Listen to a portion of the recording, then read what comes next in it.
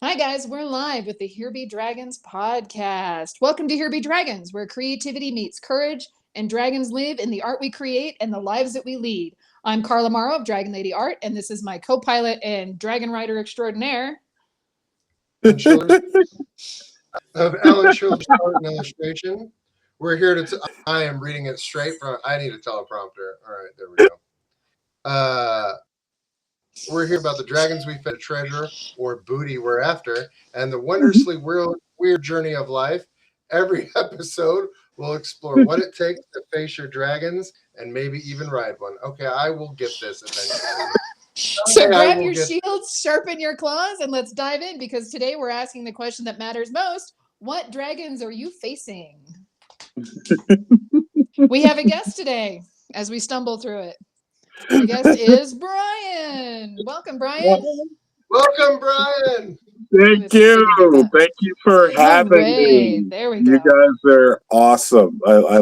Thanks for including me in this wonderful journey. Glad to have you. Glad to have you. It's been fun. We've been talking in chat for about 30 minutes now and having entirely too much fun. That's the best way to start it, where it doesn't feel like you're coming in cold, you know? So. Exactly. Never going cold. Yeah. No, sorry. Brian, I love where your mind goes, you know? You need to meet my wife. She's an amazing person. And it's second, like I don't even think about it. It's just second nature. Like it's yeah. Did you say that's what? Yeah. After I just said no cussing, and then it's like, oh, whoops. I mean, it's that reaction of like instant edit. My wife completely. does that all the time. Yeah. It's rare when Alan can beat me to the "that's what she said" comment. Very rare. So, Brian, welcome to Here Be Dragons. No, go right ahead. Yeah. Nope, you go ahead. Nope, after you. Brian, would you like to introduce yourself and who you are and what you do for the podcast? Yeah, definitely. So my name is Brian W. Parker. So if you look it up, it's Brian W. Parker because there are other Brian Parkers out there. I have a very generic name. I am an author, an illustrator, a publisher, an educator, and I've been publishing children's books now since 2015, with my first book coming out prior to that, the first graphic novel. And we have now published, we're coming on 21, 22 books. So that's amazing. Wow. That's Alan and I are struggling with our first one. Yeah, hey. We're trying. I've been working on the same children's book for 10 years now. Right. Oh, hey. I anytime I talk to anybody about the process of making a book, and I mention the number of books, they think to themselves, wow, how did you do that? And essentially, there's a part of my brain that's just like, get it done, get it done, get it done, get it done. Right. I just kind of keep my head down. And also, I'm very graceful with myself about it not being perfect. So yes, finished, not perfect. Finished, not perfect. Finished, not perfect. It's I think perfection is the enemy of making work sometimes, because we can be overly critical of ourselves. And so yeah, I've embraced the fact that it's not going to be exactly what I imagined it to be, but it's going to be something cool, So that's awesome. That's awesome. But it can also be better than you imagined too. Once you finally get it all put together, you could be like, have it in your hands. Wow, I can't believe I did that. That's the amazing thing about art. It's the amazing thing about the whole process is that when you make a thing, even when you get to the end, if it's not exactly what you thought it was going to be, it's never going to be that in anybody else's mind either. The moment you put something out, it takes on a life of its own. It's formed and reformed and recontextualized in the minds of the people that read it or engage with the art, any of that stuff. So you have to have a certain amount of kind of letting reins go, because you realize that somebody's going to take it up and they're going to form something that you couldn't imagine in their mind. So, yeah, and it's tough for creatives to kind of do that because you want to be as precise with your vision as possible, but It's clear. but there's that moment where you realize that the viewer is going to take the reins and they're going to do what they want with it too. So Absolutely. Yeah, definitely. yeah. So Brian, there's a question that we ask all the guests that we're having coming on the show. This is the Here Be Dragons podcast. So we kind of want to know if you think of dragons as adversity or something preventing you from making work. Is there what kind of dragons are you facing? And are you facing them? Have you conquered them? Are you riding your dragons? Have you tamed them? Are you training them? We don't kill dragons here. We no, don't kill dragons. like, never slay a dragon. Never slay a Capture dragon. and release. Capture and release. Dragons are friends. Yeah, that's a great question. That is a really great question. And I wish I had one of my sketchbooks here that I could show you, but I draw all the time what I like to call anxiety dragons. Because in most of my thinking, dragons are kind of like the purest form of like magic. It's like chaos and order mixing and mingling with each other. So whenever I feel that moment of just kind of like, everything's a mess, I will draw a dragon. And that dragon never fails to show me what what's true in my spirit at that moment. So if I draw a wise ancient dragon sitting there drinking tea and speaking to someone, then I'm like, some part of me is try to express wisdom, try to express some kind of sage knowledge. If I draw a dragon and he's ferocious and he's coming at you with his teeth bared and his claws out and he's ready to, get to business, then there's something, primal in me that wants to express itself. So the dragons never fail to tell me what I'm trying to say. It's almost like coming at it as a self-portrait. It is. It's very much. That's really cool. You use it as a means of self-reflection and it's like a mirror. It shows you what's going on in your head because most of the time, internal dialogue. Yeah, it's way too busy for you to really glean any good information out of it. So yes, I love that about art. I mean, there's so many little aspects too of other things too that help you to kind of focus and find those realities about what's happening inside yourself. So I know some people use tarot, some people use reading poetry because it's so open to interpretation. But if you do and you sit and you listen to this stuff where you look and see deeper, then it will tell you something important about who you are at that moment. Definitely. I'm an oracle artist. I've created 3 oracle decks. I'm probably going to start a 4th one. And my oracles are all about talking to your subconscious, right? I'm not one of these people that like, I'm going to read your fortune and tell you your future. No. It's you getting in touch with your subconscious and bringing that out and figuring out what it is that you have to say or are feeling or what have you. So right there with you. Yeah, it's a beautiful thing about discussing archetypes and talking about this stuff. Absolutely. All that stuff kind of exists in our kind of collective mindset and stuff. And I've been working on an oracle deck for a while now. But if you got questions, hit me up. I will pick your brain. I will pick your brain. Absolutely. Yeah, and mine are all internationally published out of high publishers. Blue Angel and Hay House hired me to do my first one, and I got you, man. Whatever you need, you call.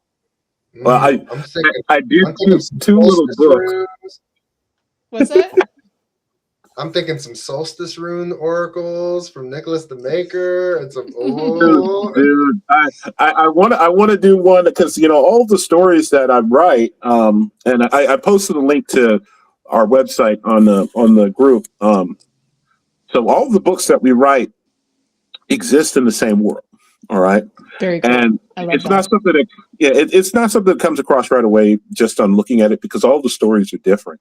But the magic system that we created, we wanted it to exist in all these different spaces.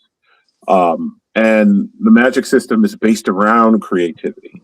Oh, It's cool. just, oh yeah, it's so much of it is about anything that you can pour your heart into. You can pour your passion and pour your. It doesn't have to always be happy or high-minded thought. Sometimes it's chaotic. Sometimes it's angry. But anything you can pour that into can become a magical item, right? And the way that works is that in our setup, people are kind of wrapped in stories, right? You're wrapped in stories and you shed them throughout the course of your life on a regular basis, like I a cat like that. shedding hair, right? Yeah. And that's because none of the stories are you. Oh, thank you. Thank you. I was really proud of this. I was really proud. No, I just did like 8 months of shadow work, so I'm right there with you. Yeah, See? absolutely. Yeah. Absolutely. A lot of that comes out in this. A lot of that comes out Yeah. in Jungian, and there's some Oh Tao in yeah. there. There's some, some I love it. We're gonna have Nagamani. to, you and me, we're gonna have to talk philosophy later.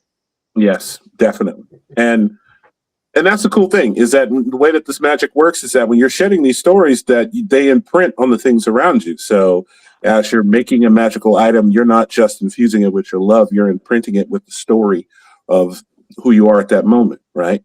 Cool. And it can be either persistent and stay for a long time, or it can just be momentary, And so I want that to come across in our work. And I did these 2 books not too long ago. It's fantasy dressed animals and fantasy dressed animals, but I want to do one. I want to do one based on an oracle deck called Divinely Dressed Animals. And Oh yes. yeah, so but I have to create an entire, like basis around it so that it's consistent and helpful for people. But once again, I'm gonna pick your brain. Yeah, of course, of course. I'm All my seeing a oracle decks are box about set helping with all people and 3 stuff. books. Mm-hmm. Yeah, There you go. yes, Yeah, yes. absolutely. A box set Absolutely. with the deck and all 3 books. Let's go. Start because my wife is constantly telling me, why do you write everything in a series? Because then it locks you in for another 2 years doing the same thing. Yeah. But generally the way I write is in these kind of big cycles too. So it does end up turning into series and stuff. Yeah. Well, and it's cool that you write in the same world because I know oh my gosh, I just lost his name. Brandon Sanderson. All of his stuff is in the Cosmere. Yeah.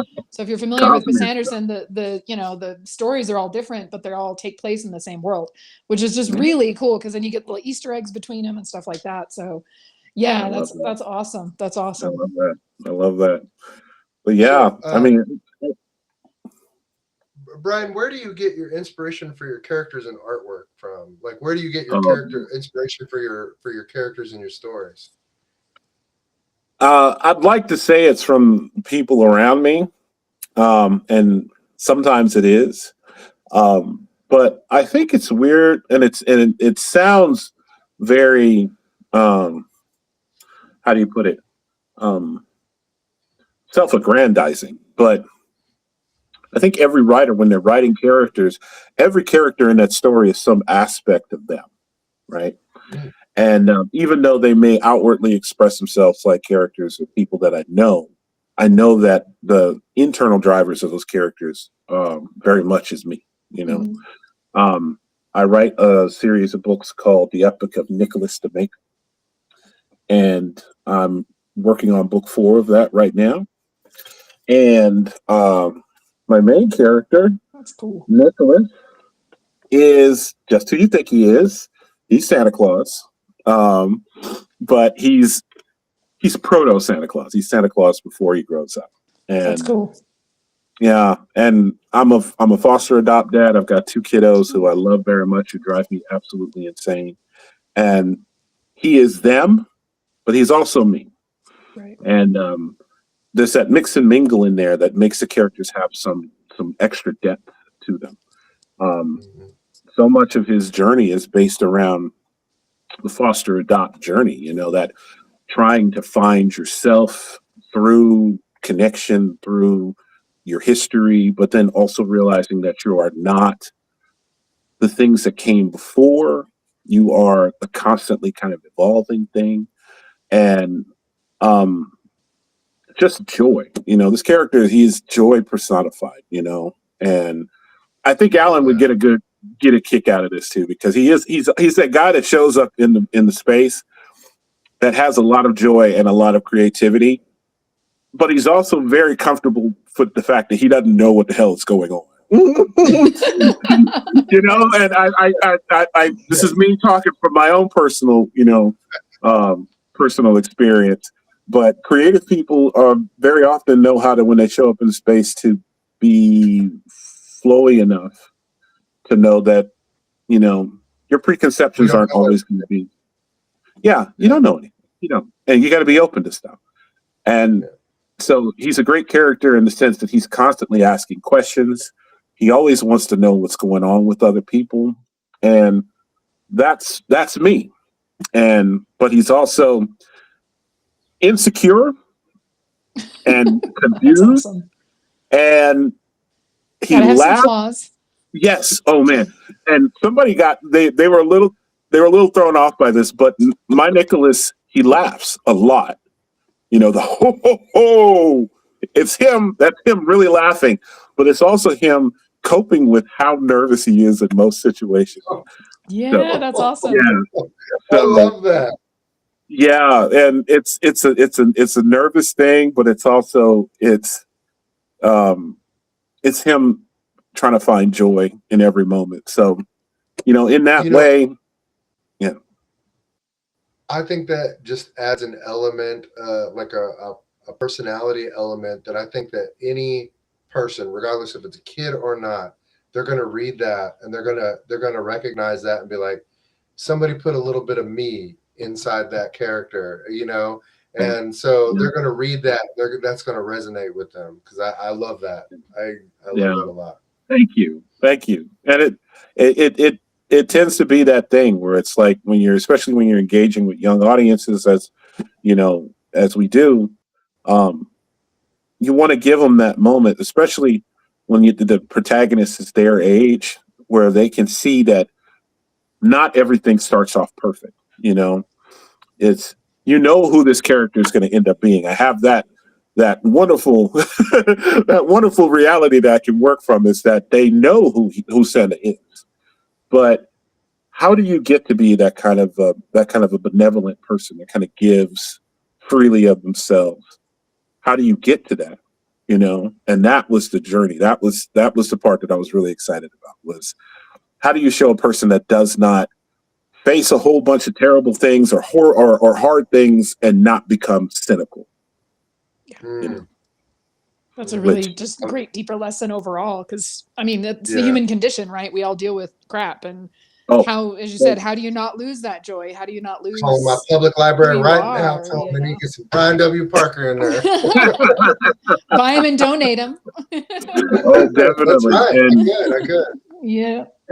And yeah, I think right now more so than in any time that I've been alive a while.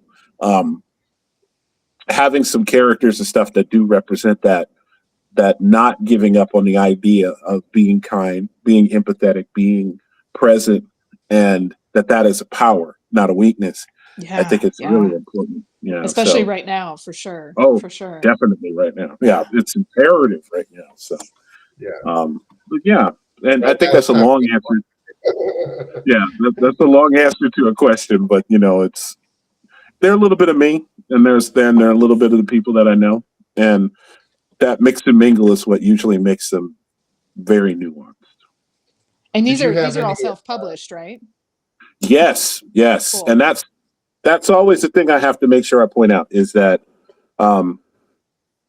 when you're working in an indie publishing space, for a long time there was a kind of stigma to the fact that, you're self-published. That's different than being majorly published by a publishing house and stuff. There's an interesting validation that comes from knowing that some expert in the field, saw your work and elevated it to the point of like, yes, you're ready to be out there.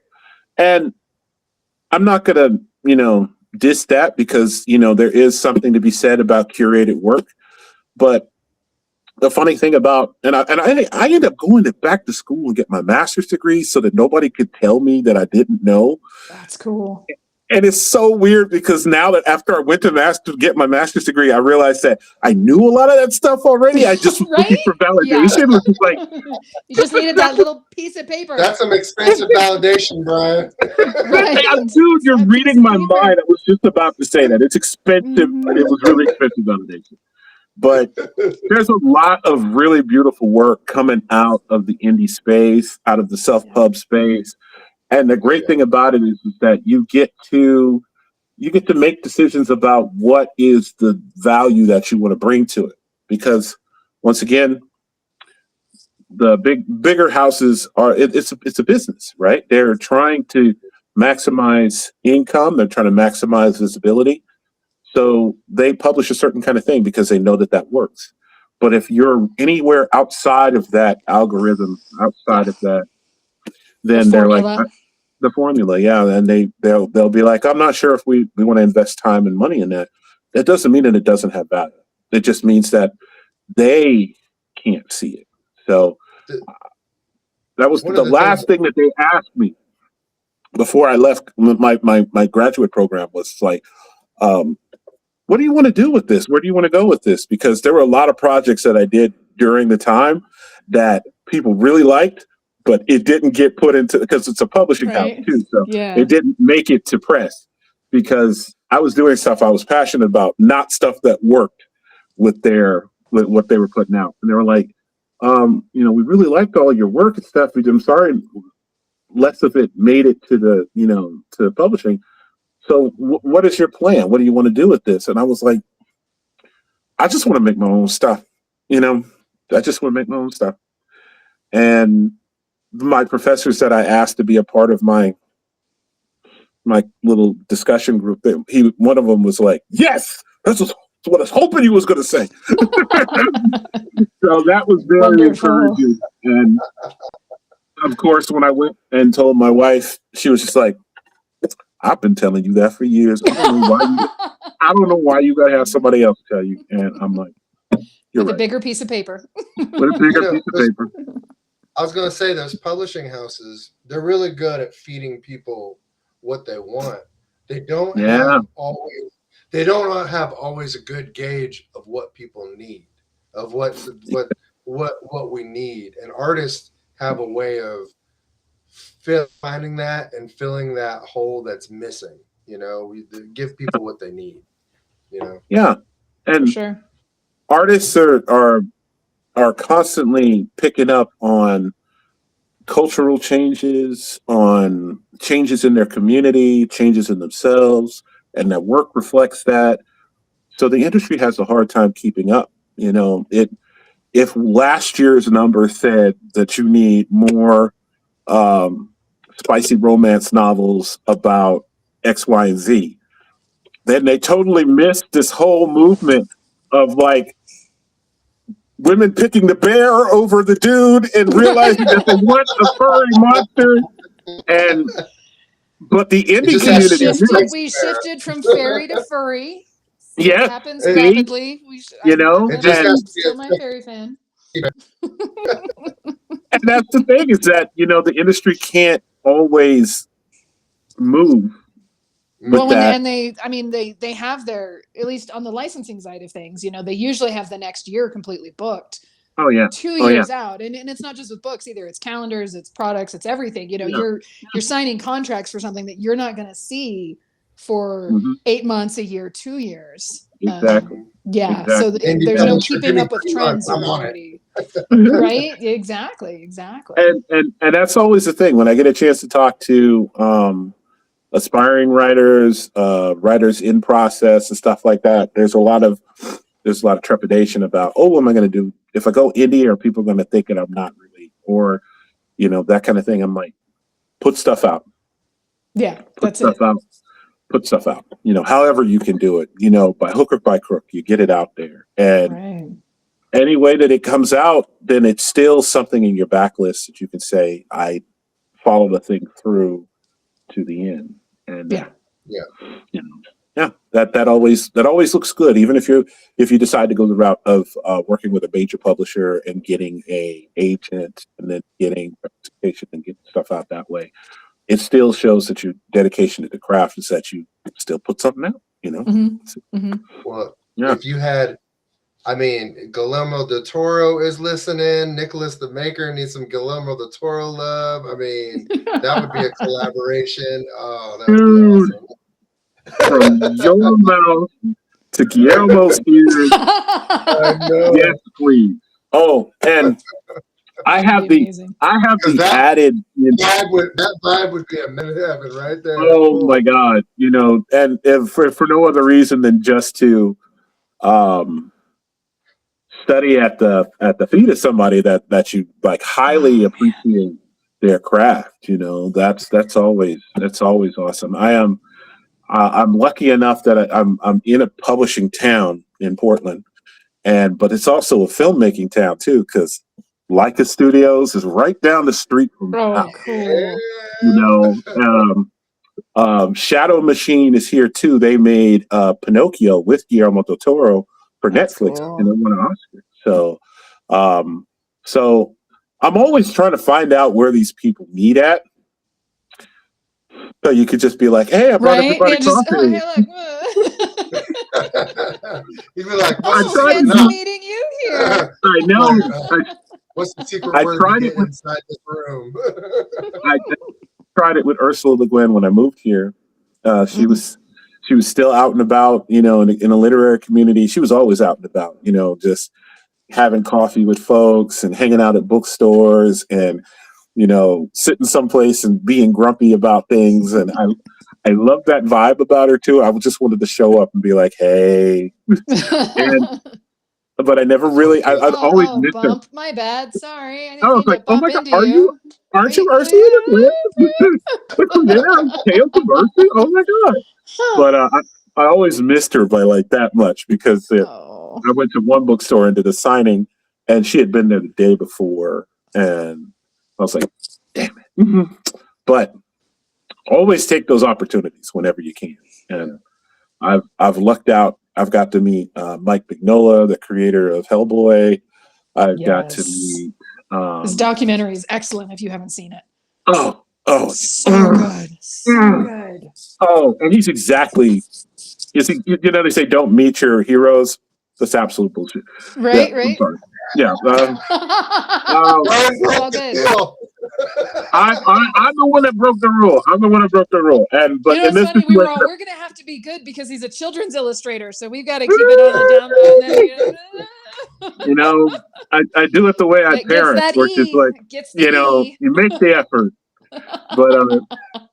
But yeah, I mean, always meet these people whenever you get the chance to, because there's something about just meeting them and engaging with them and their character and stuff that you get to realize certain things that have translated into their work. I've met Mike Mignola twice, and he is Hellboy. Yeah, he is Hellboy. He's just kind of workaday, kind of like, I don't really feel like talking right now, but oh, you're talking about something I'm into. Okay, let's talk about that. Right. Not just about asking him questions and how do you will you sign this for me? Yeah, no. He's not about small talk, and he is definitely not about oh my God, I'm geeking out, I'm meeting you. Right. That's always. But if you come at him like, hey, I'm a writer, I'm working on stuff. I love what you did and blah blah blah, and he will engage. So I started talking to him about The Amazing Screw-On Head, which is a great graphic novel that didn't get the love that it needed. But that's what you got to do. You got to find those things that were under the radar, because that shows that you're a real fan. Exactly. And I was like, that was just beautiful. And we talked for a long time about that. So that's awesome. That's so cool. Yeah. And I was going to name drop somebody else. I like to get the opportunity. Chat says you met Kelly Sue DeConnick. Sorry. Yes, I met Kelly Sue. I did. She lives here in town. And she's the author of. So bad we haven't checked chat. Yeah, like Miss Hi, Marvel. Chad. No, not Miss Captain Marvel, and she's Cool. Hey, awesome. Matt. I met her at Books with Pictures, which is it's the top comic book store in the country. So Oh, yeah, Oh, so she was cool. really cool. And yeah, one of my favorite creators just they had a FX show just released too. Jeremy Hahn. He's from Joplin, which is like 30 minutes away from me, and the beauty was just incredible. So yeah, I love meeting yeah, my creators. And when your yeah, creators recognize you, that's even better. They're like, they see you coming, they're like, "Hey, what are you doing now?" I'm like, "Oh, not much. We're it's working on it." so it really makes you feel like you're part of the community when they like, oh, I remember you from that thing, or we're Facebook friends or whatever. It's so important to be a part of your creative community, because sometimes that little bit of that kind of quiet fist bump is enough to kind of keep you going sometimes. Oh yeah, Yep, yep. totally.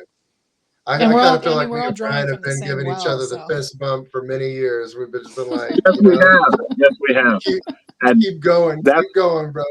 the thing. Oh, and I, and without the risk of sounding a little too philosophical, um, sometimes this kind of creative urge, it feels like a flame inside of you, right? And sometimes you have to tend it because it's gotten low, and other times it's blazing hot and you're getting stuff done. But I found that when you get to engage with other people in a creative community, sometimes somebody else's flame is low. Yeah. And what do you do when you have two candles next to each other? Is that we Oh share Yeah, that man, light. make it bigger. Yeah, share that spread Absolutely. it. light. You spread it. And Absolutely. I'm blessed in the fact that I'm in a really great community where we get a chance to do that kind of stuff pretty often. And I'll yeah, the be other honest name I with was you going guys. I'll be to. honest with you. You all have rekindled my fire more times than because That there are days when I'm just like, I can't do it, and then I see y'all out oh there hustling, and I'm like, oop, time to get back in it. oh man, I appreciate that. I appreciate that. And now you just being in this space with you and Carla, and this is like invigorating for me too. So that's the thing. And you'll find this too, is that whenever you're engaging with people in other creatives and stuff, very often you assume if they're doing well, or if they have some recognition, or they're out there and stuff, that they're getting stuff done, and that light is hot and burning. But sometimes it's Not not. always. Not always. Yeah. And especially if you finish a big project. I mean, we have Oh to have yeah. that downtime. There has to be, I haven't painted in months or whatever because I just finished 3 paintings. That's just it's not a 9 to 5. Just show up, at this No. you do as much as you can, because if you don't show up, Yeah. then it never gets done. But it does Yeah. wax and wane. Yeah. Mary's asking if you have a Patreon. I do. I Woo! do. I started Plug it that. last Plug year. it. It's Believe and Wonder. It's you can search it up that way. I can. Dude, that is a killer name that you've grabbed as many places as possible, and kudos to you, because that's awesome. Thank It's you. Thank you. awesome. I I love it. I don't even remember. I kind of remember how we got it going. Well, wonder's always been a big word for me. But because when I was a kid, I'm raised, kind of Judeo-Christian. There was a lot of like parts in the readings that were like, fear of God, fear of the universe, fear, fear, fear, fear, fear, and I was like, Yeah. oh God, why am I supposed to be scared? But then I read this definition where it said that the original translation of that word, fear, doesn't necessarily mean what we think it means. It means Yeah. awe or wonder, right? Yeah. And I was like, Ooh. okay, I can work with that. I can work Right? with that. And there's a great movie that came out a couple of years ago. I say a couple of years ago. I'm probably dating myself. That's all But skewed for all of it. Yeah, no. yeah, it's called Rise of the Guardians. It's based on a book series by William Yes. Joyce. Yes. It's And been a little more than a few years. hasn't it? Oh my God. And That was so there's a good. moment in there's Mhm. it's so good. It's so good. It should have got way more love. Way more love. But there's a part where Santa is talking to Jack Frost and he says, "What is your center?" And Yeah. he just demonstrated it with the Russian dolls, and he got to the middle, and it was a little baby with eyes full of wonder. And I already connect with Santa Claus as a just a icon and an archetype. But that moment, you're like watching a film that's like it's a cartoon, it's whatever. But you ever seen something? You're watching a scene in a movie and you get chills, Mhm. Yeah. Oh and yeah. up Oh your yeah. neck and stuff. That moment was transcendent for me. I was like, That's okay, cool. yeah, and I was like, I really connected with that. So I was like, I believe in the wonder that's inside of me. So when we came up with that, and my wife was looking at it, she said, "You do realize that when you line up the letters of our company name, believe in Wonder Publishing, that it's, I mean, if you don't count in, it's BWP, which is my initials." And she's Oh, nice. That's like, cool. Oh, "Did you do that on oh, purpose?" That's yes, so meta. yes. And So meta. BWP. I was like, "No, I didn't do that on purpose. I didn't do it on purpose." Oh But man. That's great marketing, though. That's great marketing. Right? it's just synchronicity, it's whatever. Isn't it amazing? Like the It does. synchronicity of just stuff is just It just lines up. mind-blowing. It's mind-blowing. Yeah. You have to have your eyes open for it, though. It's the thing. Oh, yeah. A lot of people are just kind of like, Putting that energy and alignment down into the world for what you want, and then practice that and you're more likely to see it when it does come up. yeah, So for sure. yeah. Did you have any Uh, growing up when you started creating, like professional influences that influenced you to start creating?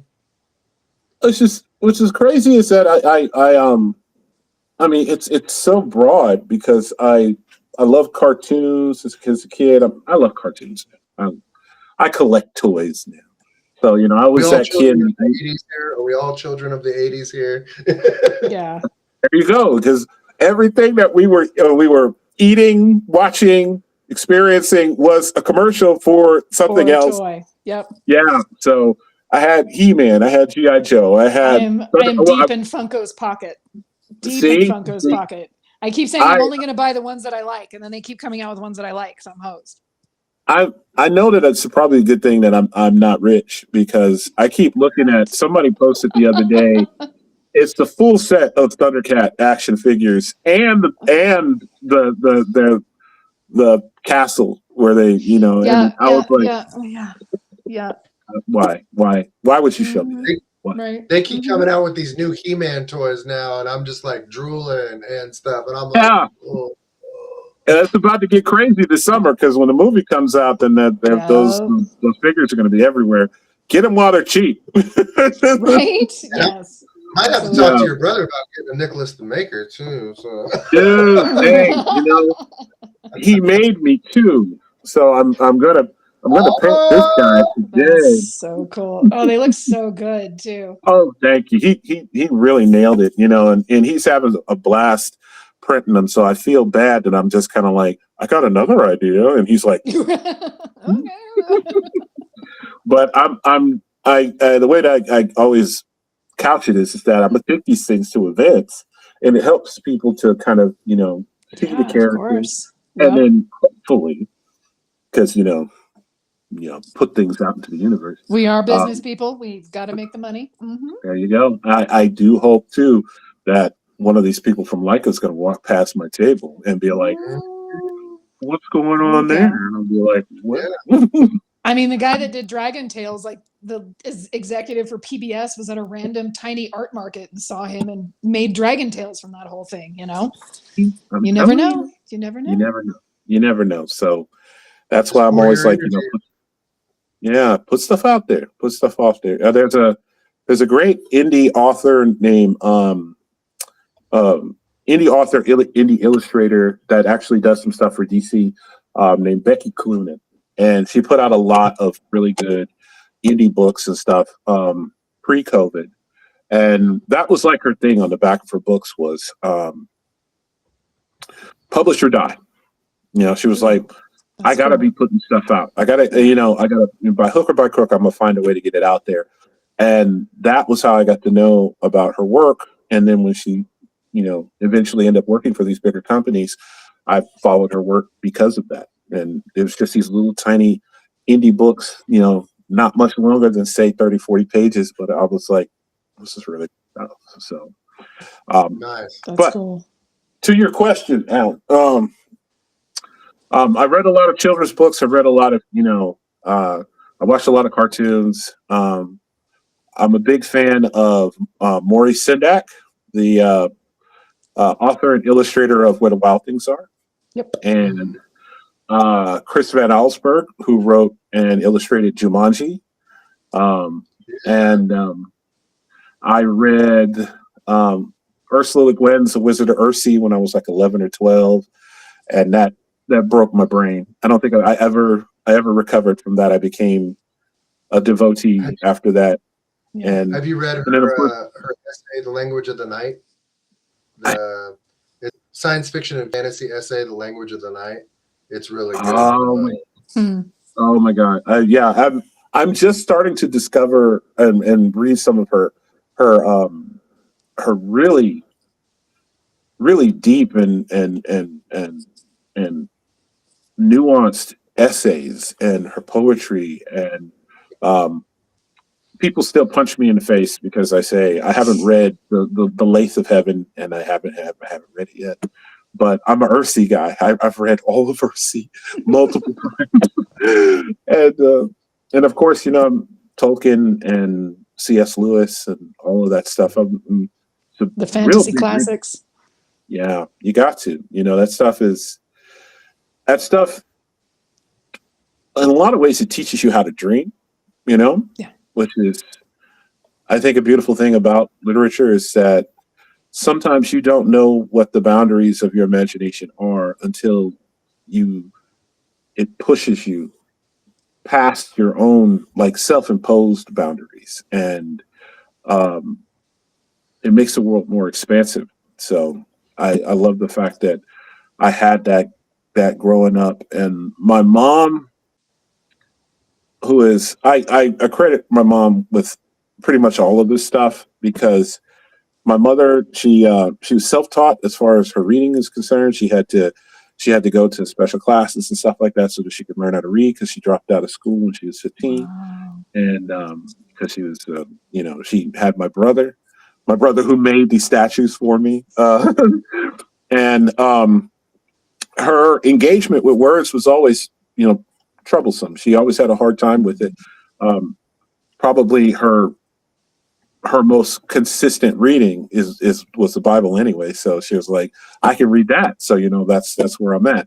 But anytime I wanted to go to the library, she was there. She took me. She let me get all the books that I wanted. Anytime I wanted to tell her a story, because I always wanted to tell her a story. She was like, I can't really picture all these things that you're coming up with. So here's some paper and here's some pencils. Wow. Go draw the pictures of the things that you're coming up with. That is and then so come cool. back to me and show me that stuff. That's And so cool. yeah, so I started to link the stories that existed inside of me, and a way of manifesting it is, not only writing it down, but also drawing it. And so those two processes developed together in congruent with each other as I developed as a writer and as an artist. So I like that you use the word manifesting. yes. Yeah. Oh yeah. You literally you throw it out into the universe. It's like, Yep. it's like there's a proverb about you Spartans going to war, that they would throw a spear so that it would go and it'll land in the middle of the battlefield, and it'd be like, you tell the rest of the soldiers, go to that spear. That's where you're going. And Yep. that's constantly, any artist knows that, is that you don't know how this stuff's going to end. You don't know how it's going to go. So you're literally always throwing that spear and saying, that's where I'm headed. And we'll see what happens, So. Yeah. When you find a creator and they have they have it. They have that magic. They have that creativity. They have that thing that's feeding them. They have that, like Henson had it, Stan Winston had it, these creators, they just have it. Guillermo del Yeah. Toro, he's got it. Yeah. You have that. Yeah. You've got that Henson quality, Brian. I'm telling you. You've got that. I mean, That's high praise. Definitely. it explodes out of your heart, man, and I love it. I love it. Oh, thank you. Just, That's high praise, man. That's high praise. I mean, those, and I love those guys because they never. I mean, they had to navigate through through industries and stuff that were constantly telling them nobody wants to see this, nobody wants this to happen, Yeah. and they were just like, okay, well, I'll find a way to make it happen. Yeah. You're And gonna then talk with a afterwards, frog puppet? What? yeah. And it's like I have this. He doesn't even look like a dog. His name is Rolf, and he plays the piano. And they're like, No. and can you imagine a childhood without the Muppets existing somewhere? No. Nope. Without, And I wouldn't want Or to. Sesame Street. Or Sesame Street. Or Sesame Street. Yeah. Oh, Yeah. dude. I'm a huge fan of Henson's, some of his, at the time it was less popular work, but Dark Crystal, Labyrinth. Oh, Oh, absolutely. oh, Oh yeah. talk Absolutely. about making a decision to do something creatively that nobody understood, was not financially, a great idea, and Him then hooking yet, up with Brian Froud was just magic. Just fucking magic. Oh. you guys, you've already been able to tell that I name drop, but I don't name drop because I want to make it look like I'm famous. I name drop because I've met people that have really inspired me. But I got to meet Brian and Wendy Froud. They came to Portland for the opening of an art show, and I'm so jealous. I'm so jealous. He had his original paintings up, and Wendy had her original puppet. Dolls. Oh my gosh. Oh my God! It was bonkers. I was losing my mind. You want to talk about a good Oracle deck? The Froud Fairy deck. Oh, The Froud Fairy deck. Oh, Yes. that deck will kick your behind. If you don't want to hear what it has to say, don't even pull it out of the box because it's not pulling any punches. Just the art books It's a good alone. Oracle. Bad fairies, good fairies. I got that over here. Bad fairies, good fairies. Yeah.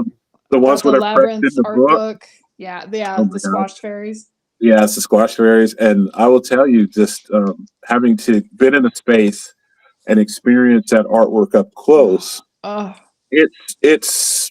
I mean, I feel like sometimes that the books don't fully, or any of the reproductions ever fully capture, because every brushstroke, every piece of every bit of watercolor that's laid on there, it's layers. Yeah, it's layers, and I'm like, I can't watercolor myself out of a paper bag. I just can't imagine that amount of consciousness while you're making it. I've mentioned it before, but a few months ago, one of the major colleges did a study on what happens to our brain looking at reproductions versus looking at original art.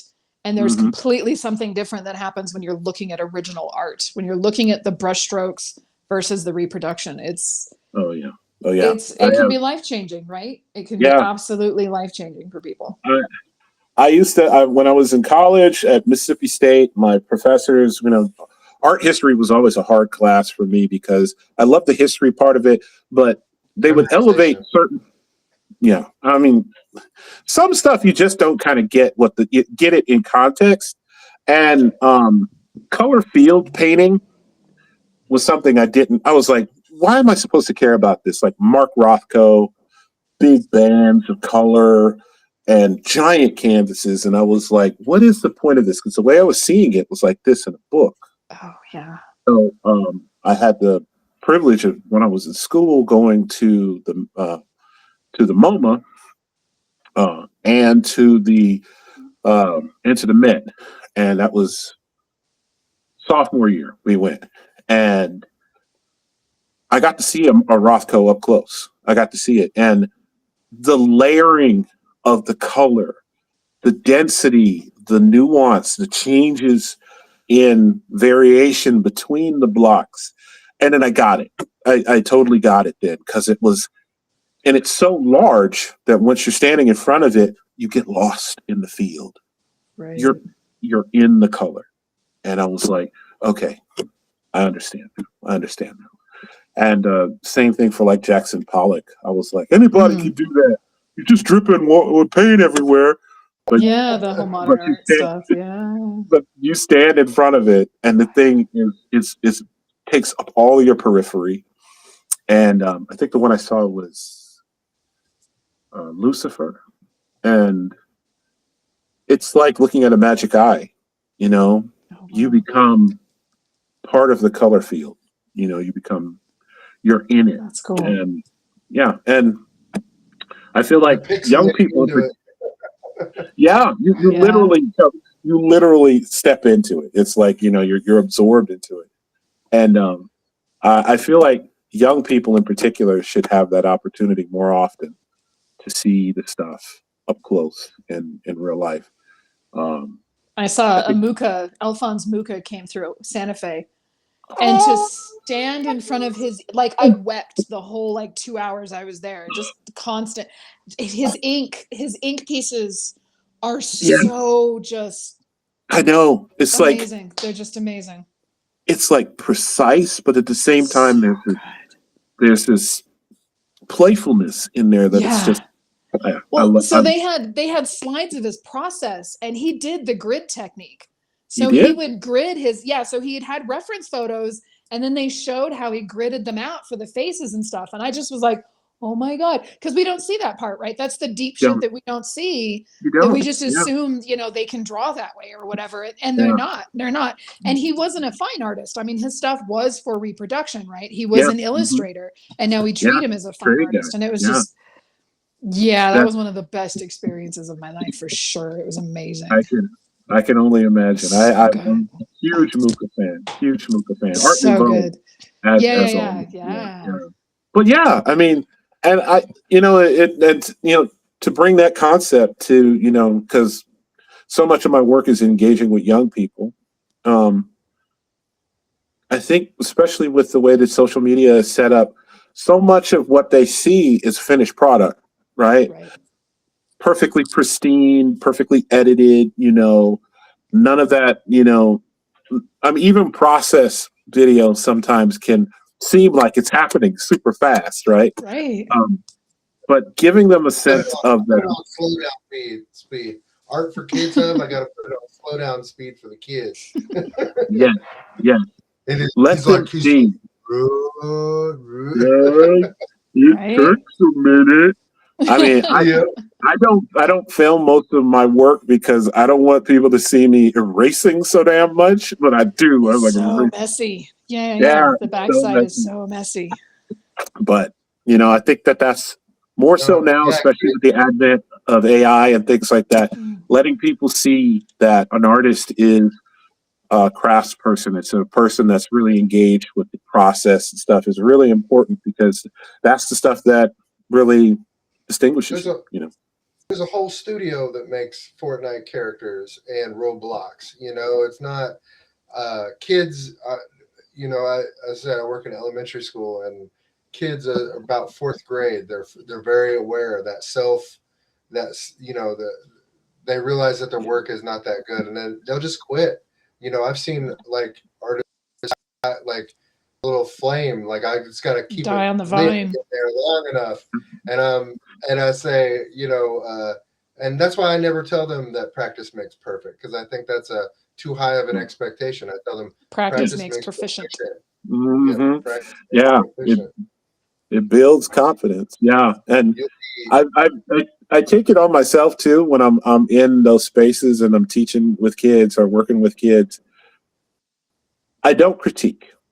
I almost exclusively encourage, you know, and I'm not so much as the way I would with like a college student or somebody that's a working artist or something. But when they're at that beginning, that fledgling spot of trying to engage with the creative process, I'm like, oh, I love what you did there. I love that little decision that you made there changes the whole thing. Or I'll ask them questions like, what was going through your mind at this part? When you picked this color, or I see this mark is different than the rest of them. Is there a reason for that? And I get that from my own kids because my son, Victor, he's the type that can look at something and he can draw it perfectly the first time. And then he'll like, okay, fine, I'm done, because he has a hard time engaging with things that he's not good at.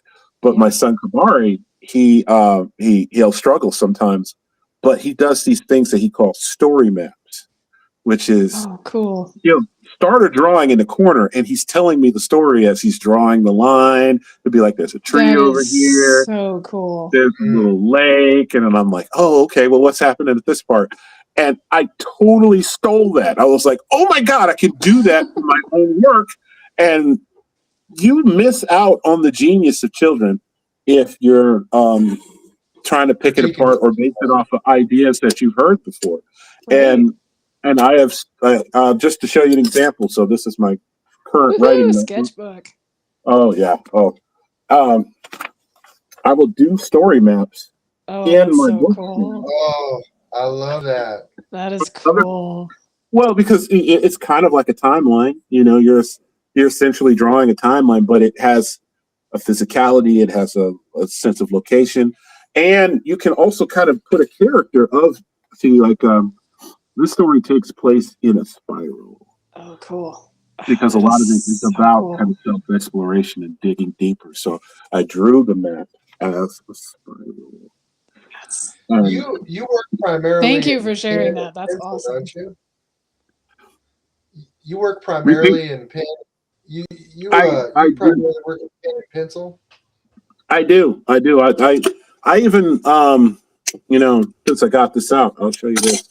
I even write most of my books longhand first off. And part of that is just the fact that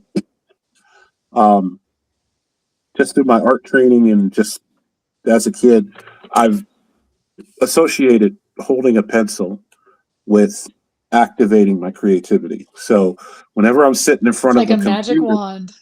It is. It's like a magic wand. It literally is. I have pencils and pens in my pocket all the time. So I never have to feel like I have to have a screen in front of me to engage in creativity. So I always tell that to students too. I'm like, they're like, well, I really like to draw on this app. And I'm like, that's great. That's great. Have a sketchbook too. Don't ever abandon having actual paper and pencil because there's an immediacy to it that screens. The battery's not going to die. You're not going to be. I was creating for years before I had a cell phone. I was creating for years before I had a cell phone. Well, and there's something about analog that, again, it's like viewing the original. There's something about analog that connects us in, especially if you're ADHD or neurospicy or something like that. That is so cool. So you were talking about dragons earlier. So yeah, this is so cool. Oh, this yes. We me love and my dragons son here. were sitting. Yeah, see, I got a little librarian over here talking to him, stacks of books, and for some reason the books get carried around by giant stingrays. I don't know where that came from, but I think I ripped off of that, like with one of my sketches one time. I think I ripped off some of your work. I see your work sometimes, and I'm just like, oh, I gotta make something.